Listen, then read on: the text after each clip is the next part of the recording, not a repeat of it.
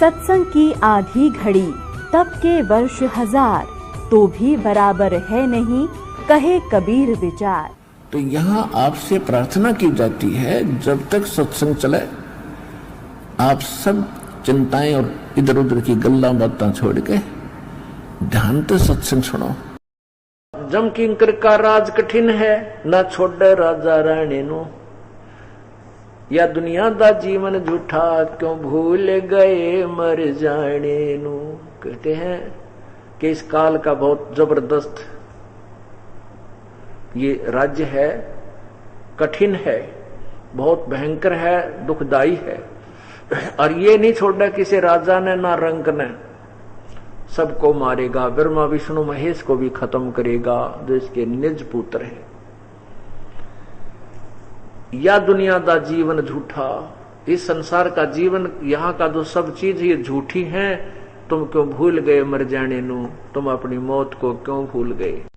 अब क्या कई यूं कहते हैं मन में, ना मौत तो याद रहती है, मौत को भूल थोड़े गए हैं। नहीं, उस याद रखने में और जैसे संत चाहते हैं ऐसे याद रखने में दिन रात का अंतर होता है। एक बाबा जी बहुत सिद्ध पुरुष था, उसके विषय में ये जानकारी क्षेत्र में एक चर्चा थी कि वो भूत भविष्य की तुरंत बता देता है। एक सेठ, बहुत बड़ा सेठ था, पैसे वाला, धार्मिक भी था, और उस संत के आश्रम में जाता था। कभी दूध का लोटा ले जाता, कभी फलों की टोकरी नौकरों से दरवा ले जाता, रखाता, कभी वैसे किलो 2 किलो फल ले जाता। तो वहां क्या देखता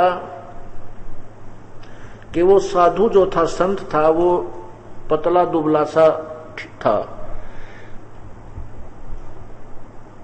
वो सेठ अगर कहता उस संत को कि महात्मा जी आप बहुत दुर्बल हो, कुछ खाया पिया करो। वो महात्मा जी बोला, भाई मुझे मेरा तो खाया पिया नहीं जाता। सेठ बोला, क्यों, कोई तकलीफ आपको, बीमारी है, आपको कोई रोग है क्या। बोला ना, रोग तक को नहीं। फिर खाया क्यों नहीं जाता। कि भाई मुझे मौत दिखाई देती है, मुझे मौत दिखाई दे रही है अपनी, इसलिए यहाँ घना ज्यादा ना दूध पिया जाता, ना ये ज्यादा फल खाए जाते, बस बेरुचि से कभी थोड़ा बहुत खा लेता हूं। कहने लगे, फिर मौत क्या अभी निकटतम भविष्य में ही आपकी मृत्यु है क्या। महाराज जी बोले, हाँ भाई जल्दी है। कितने दिन है कि मेरे अभी 40 वर्ष शेष हैं मृत्यु के। महाराज जी बोले, मेरे अभी 40 वर्ष शेष हैं मृत्यु के। अब मेरी जो है ना 40 साल की उम्र होगी है, 40 वर्ष और रहते हैं, यानी 80 साल की उम्र में मरूंगा। तो वो क्या कहता है सेठ जी, ले महात्मा जी कमाल कर दिया आपने, तो मरना तो सब ने है ना, है? एक दिन सब ने तो मरना है, अभी 40 साल कोई अभी थोड़ी आगे, ये भी कोई डर हुआ, मौत तो सबकी आनी है। महात्मा जी बोले, हाँ भाई ठीक है तेरी बात है, पर मेरे पर नहीं खाया जाता। और सेठ जी दूसरे तीसरे दिन जावे, दूध का लोटा ले जावे और फलों का थैला भर ले जावे, और जाते यही बात कहे, महात्मा जी खाया पिया करे, मरना तो सब ने, महात्मा होकर डरता है तू मौत है। अब महात्मा जी ने सोचा ये होता है भाई, सेठ रोज दुखी करेगा। एक दिन उसने क्या किया, महात्मा जी ने एक तरकीब सोची। उस महात्मा का मित्र एक राजा था उसी नगरी का, उसका सेवक था। राजा से कहा कि आप उस अमुक सेठ को फांसी की सजा सुना दे और उसको बंद कर दे जेल में, कोठड़ी में, और उसके पास दूध का लोटा, 2-3 लोटे दूध के डेली दरवा दिए, और 5-4 किलो फल हर प्रकार के उसके पास रखे रहने चाहिए। भाई वो सेठ है, कदे भूखा रह जा, बाकी फांसी तोड़ना नहीं है, फांसी की सजा सुना दी तो इसने, और 1 महीने का 30 दिन का टाइम रख दिया कि उस दिन तुझे फांसी दी जाएगी। अब राजा ने तो गुरुदेव का आदेश पालन करना था, अगले दिन सिपाहियों से उस सेठ को गिरफ्तार करवा लिया और फांसी की सजा सुना दी कि तूने एक मर्डर कर रखा है, वो इसलिए तुझे आज से 30 दिन बाद उस दिन फांसी तोड़ दिया जाएगा। जो भी तारीख दर दी वह चैत उतरते की 14 दर दी, चैत उतरते की 14 को तुझे फांसी चढ़ाया जाएगा। और उसके पास रोजाना ताजे फल रख दें और 1-2 लोटा दूध रखा है। अब महात्मा जी गए राजा के पास 15 दिन 16 दिन पीछे।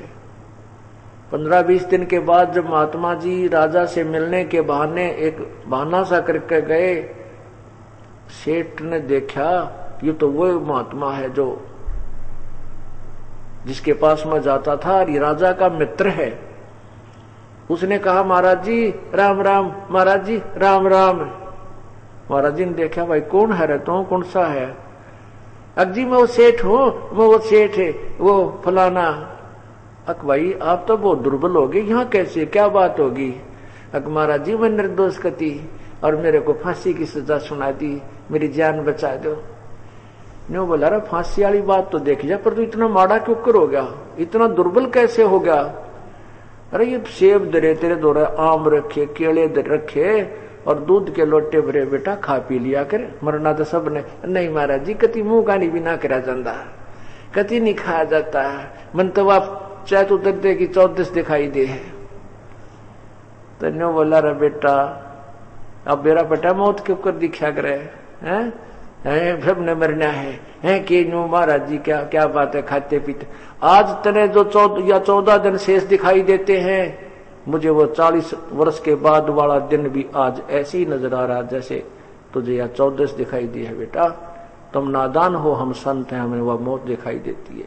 परमात्मा कहते मौत बिसारी बावले इतना अचरज किया कौन, ये तन माटी में मिल जाएगा जो आटे में लौन। यहां गरीबदास साहब जी कह रहे हैं जम किंकर दा राज कठिन है, ना छोड़े राजा राणे नु, या दुनिया दा जीवन झूठा भूल गए मर जाने नु। उस मरने वाले दिन को भूल गए तुम, अभी फूले फूले फिरते हो, ना जाने वो कब किस कारण से वो दिन आ सकता है। परमात्मा को के साथ साथ वो जाने का दिन भी याद रखना चाहिए। क्या बताते हैं, जैसे कोली रे जा बुने और बुनते आवे ओढ़े, ऐसे लेखा मौत का कुछ दौड़ सके तो दौड़े। कोली कहते हैं जुलाहे को। जुलाहा जैसे एक बहुत लंबा कपड़ा बुनता है, रेजा बुनता है, उसको कितने बारीक तार होते हैं, एक एक तार ऐसे डालता डालता डालता, जो कितने, और इतना लंबा वो वस्त्र तैयार करके उसका भी एंड आ जाता है, अर्थात वो भी पूरा हो जाता है। ऐसे ही तेरी मौत का वो दिन, तेरी मौत का अकाउंट भी ऐसा ही है, एक दिन ऐसे पीछे आ रहा है और वो तेरा एक दिन वो रेजा सा पूरा हो जाएगा, अर्थात तेरी मृत्यु का वो दिन भी आएगा। तो मौत बिसारी बावड़े तने चाड़ा कर दिया कौन, कितनी जो है ना गफलत किए बैठा है, तो मौत भूल गया। और मौत भूल के ही हम सारी गलतियां करते हैं। और जो पता लग जाए अब किसी का बीमारी है भयंकर, उसको पता है कि इसमें मृत्यु निश्चित है, अब उसने देखा कुछ भी अच्छा नहीं लगता, ना परिवार अच्छा लगे, ना वह कोई ठीसो आवे, उसने तो मौत दिखाई देती है। और इस प्रकार हमने जो संत हैं, साधु हैं, भक्त आत्मा को आज से ही वो नो दिखाई देने लग जाएगी, दिन थोड़ा रह गया और अपना मोक्ष प्राप्त करे। इसके लिए कहते कुछ दौड़ सके तो दौड़। कबीर साहब कहते समझा है तो सिर दर पाऊं बहोर नहीं रे ऐसा दाओ। ओए होए, यदि तेरे यह बात समझ में आ गई कि मनुष्य जीवन बार बार नहीं मिलता और मनुष्य जन्म मिल गया तो परम संत नहीं मिलता, कहते हैं समझा है तो सिर दर पाओ और बहौर नहीं रे ऐसा दाव। यो मौका दाव एक कोई अवसर मिला अपने को पूर्ण परमात्मा की भक्ति करने का, और इसमें भी हम चूक गए तो फिर कहते हैं गरीबदास ये वक्त जाते रोगे इस पैरे नो, याद कर करवाया करोगे इस समय ने, अर्थात इसका हमें सदुपयोग करना चाहिए। बोलो सतगुरुदेव की जय। कर जोरूं विनती करूं, धरूं चरण पर शीशे। गुरु राम देवानंद जी महाराज ने दियो नाम बख्शीश। कोटि कोटि सिजदा करूं, कोटि कोटि प्रणाम। चरण कमल में राखियो मैं बांधी जाम गुलाम। अब गुण किए तो बहुत किए, करत न मानी और। बावे बंदा बख्श दियो, बावे गर्दन उतार। अब गुण मेरे बाप जी बख्शो गरीब निवाज। जो मैं पोत कपोत हूँ, बोर पिता को लाज। मैं अपराधी जन्म का, नक्शक भरे विकार। तुम दाता दुखे भंजना, मेरी करो सुमोर। जय इब कै सतगुरु मिले, सब दुख आँखों रो। चरणों ऊपर शीश रखूं, कहूं जो कहनी हो। गुरु जी तुम ना बोलियो, चाहे लाख लोग मिल जाएं। हमसे तुमको बहुत है, तुमसे हमको नाही। तुमरे विसारे क्या बने, मैं किसकी शरण में जाऊं। शिव विरंच मुनि नारदा, तिनके हृदय न समाऊं।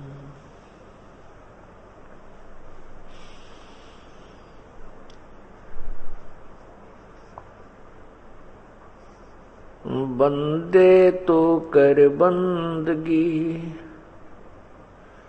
जे चावे दीदार। अवसर मानुष जन्म का भाई, मिले न बारंबार।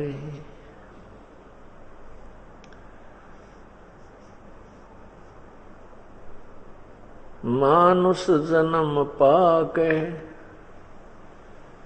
नहीं रटे हरि नाम।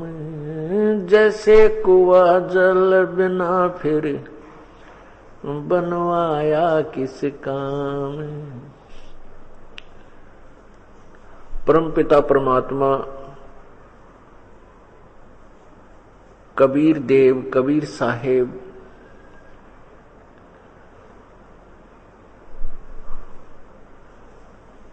अपने सतलोक को त्याग कर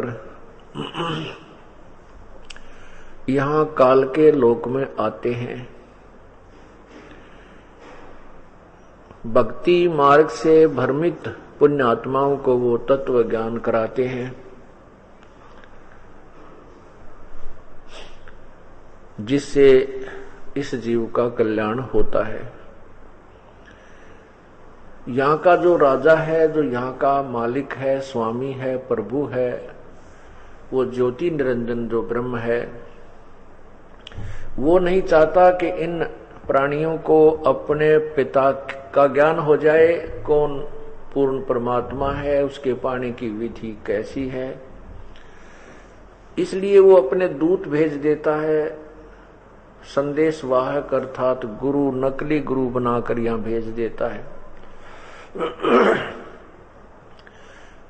वो जो झूठे गुरु होते हैं वो पूर्व जन्म के पुण्यात्मा होते हैं, पिछले जन्मों की उनकी बहुत अच्छी कोई जन्म जन्मांतर के पुण्य एकत्रित होते हैं, जिन्होंने कभी शास्त्र अनुकूल साधना की हुई होती है और वो काल के हाथ में फंस जाते हैं, पूर्ण परमात्मा से विमुख हो जाते हैं।